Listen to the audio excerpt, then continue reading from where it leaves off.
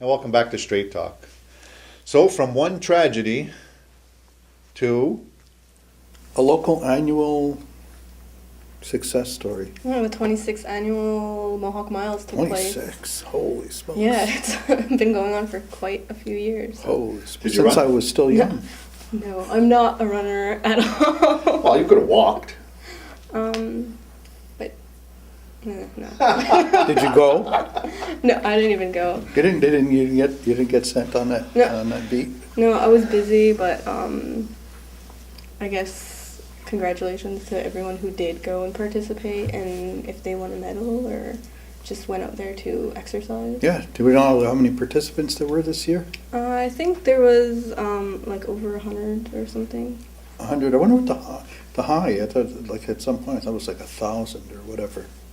I don't know. I guess every year, depending on the weather, it'll change or what's going on. I don't know if anything else was going on that day, but you know, it's a lot of people like to go, and I'm sure that there's people that have been there for the 26 years every year. You know, I think I went once or twice in 26 years. So I remember when I was younger, I just liked to collect all the T-shirts from each year, but not anymore.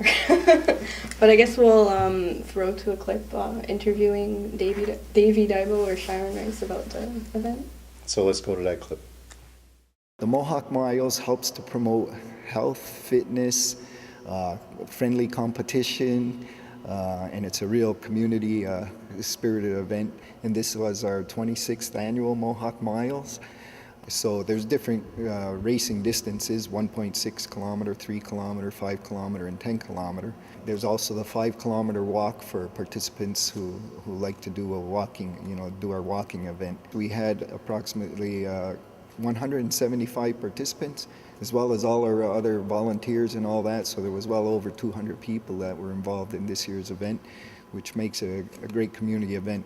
Other years we've had over 300. Our average has always been about between 200 and 300. This year there was like the threat of rain and a little bit of rain, so it might have affected the number turnout for the event. There was close to $2,000, maybe a little over $2,000 that was raised. That's through our registration and through our, we had a luncheon fundraiser after.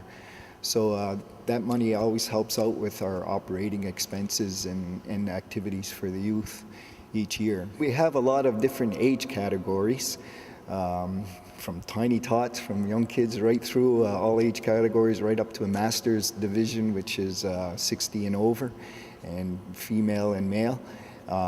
So there's medals given out for the first gold medal, silver medal, bronze medal in each of those divisions.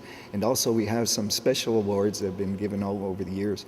We have the Challenge Cup, which goes to groups or organizations that have participants come out with the most numbers. And this year's winner was the Cattery Memorial Hospital. And also the school participation plaque, this year won by Gadawanoro School, so congratulations to Gadawanoro. We also have a family participation plaque that's given out.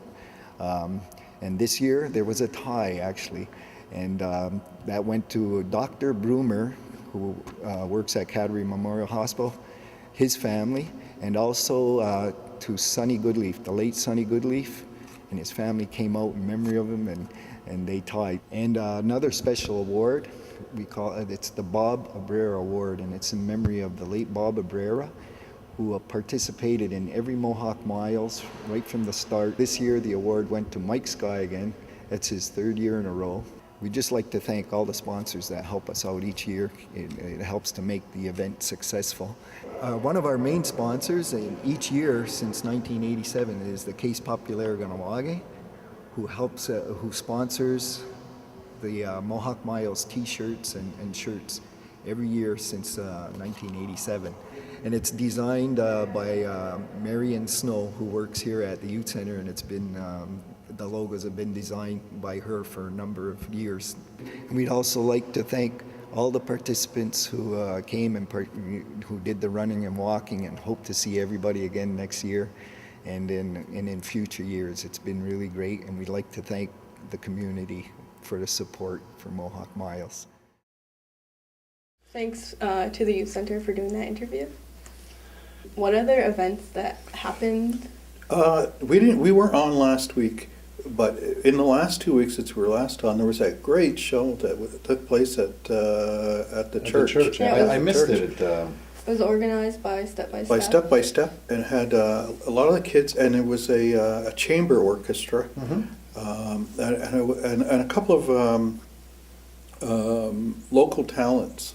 Well, all the kids are talented, but Donna Jacobs, And Guahardani Jacobs. Guahardani Jacobs. Holy smokes, man! They, like my jaw was like on the floor after hearing them. No, sing. and then on an emotional level, to listen to this child, really. And people know her, of course. She twice has sung the national anthems, I think, in Boston. Yeah, once here and once in Boston. Yeah. But she was doing Ave Maria, I believe it was. And just the emotional impact of that kid has pipes, Oh, yeah. and the music flowing out of her lungs was incredible. She has a very mature voice. And the whole show, what they did too, they combined traditional music And classical. And classical. With the orchestra and all the violins and Yeah. the cello. It was really like, I feel bad for the people who weren't there to hear it because it's just Absolutely. like an amazing experience. and it was packed pretty well. They were packed to the rafters up there, the choir rafters.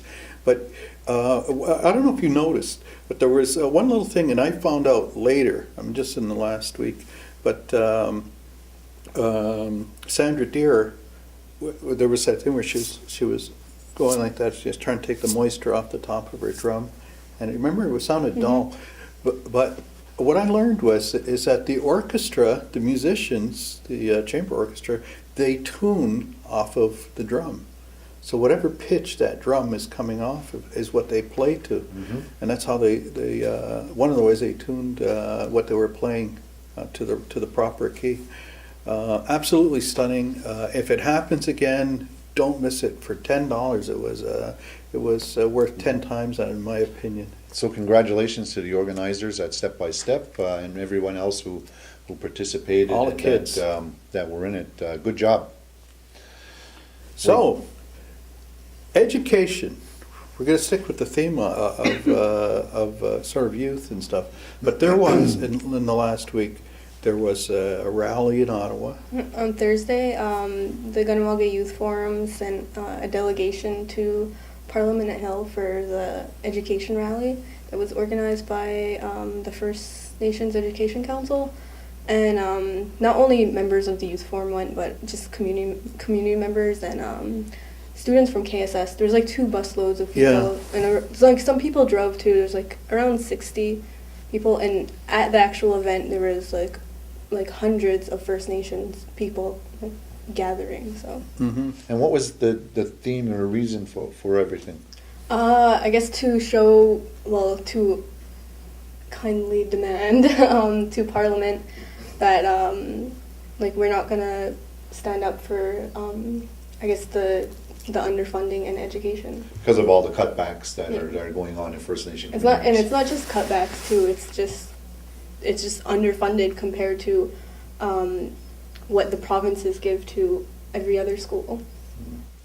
That goes without saying with everything else when it goes to First Nations. You know, they'll give you $5,000 and they'll give us $2,000. Well, this you know, is it's- one of the things that the thing is, and there's talk about the post-secondary funding program being cut altogether. That's always like a threat for it to go into like a It happened in loans the program. '80s, and now it's and the Conservatives they want to axe it off completely. But then you look at that side of it, and then you look at it, you say it goes without saying, Mike. It goes without saying by design. Yeah, I I mean, know. you look at. I'm working with Lynn on a research project, and what I'm finding out is that the government never has funded things like technology in reserve schools, languages. There's a whole raft of things they just never fund, and plus, they've never increased any of the funding. Prorated it to the cost of living indexes, anything whatsoever for First Nations educational funding on reserves. Now, you take that and you talk about all this other nonsense about how they're helping us to become full members of the Canadian society, blah, blah, blah, blah. You know, come to the cities and all of that. But come to be impoverished in that environment is no different than being impoverished in your own community. And the fact that this is happening with education, I mean, all of us need to be on it all the time, all the time, all the time. So what do you think came out of that rally? I don't want to sound like pessimistic, but well, I mean, it wasn't like I don't want to say that Parliament would be like, yeah, we're gonna do this now, because like there were I guess the supporters there, like NDP leader Jack Layton, and like he kind of said his spiel about of how he's like in support of us, but at the same time, I don't know. I don't think like anything is gonna happen because of this rally. But at the same time, I really hope like something finally does happen. Do you think that they need probably more voice or more people being vocal at the national level, like the national chief saying that this is what we want to do, and you know, I mean, it was good that the students and Well, a he lot was of the definitely youth- there, and he was the one who spoke. Was it Sean Atleo? And like some of the words he said were pretty powerful, and from all like there was a whole bunch of guest speakers, and I hope that the Parliament members like heard what they were saying. Because Well, you know what, you used the word pessimistic. I mean, I think there's a degree that I wouldn't necessarily call pessimism, but realism, because in fact, yeah, these more the word. protests have happened before, and politicians have gone up and they've done the spiels, and they've done the sound bites and Lip everything service. else. Now, and the voices have to be more than voices, they have to be very vigorous, and unfortunately, you know, a lot of times, and I'm not advocating it, but you know what, sometimes people have to actually do things beyond that, and it's sad that it has to be. You can't speak to the issue and talk to politicians. And number one, why do you even have to say it to them? I mean, this is vital. This is we important. shouldn't have to say it. You to shouldn't them. have to fight for that. Mhm. I mean, look at all the other things. I mean, you could say we could fight about, but not that. I mean, all the talk about poverty and what we're going to do for poverty. Well, the Conservatives have slashed all that. Do you remember the Liberals, before they got out of office, to the Kelowna court, they axed it completely. Anyways, with that, I think we'll axe this segment, and we'll go to a break. And we'll be back after these messages for more Straight Talk. Don't go away.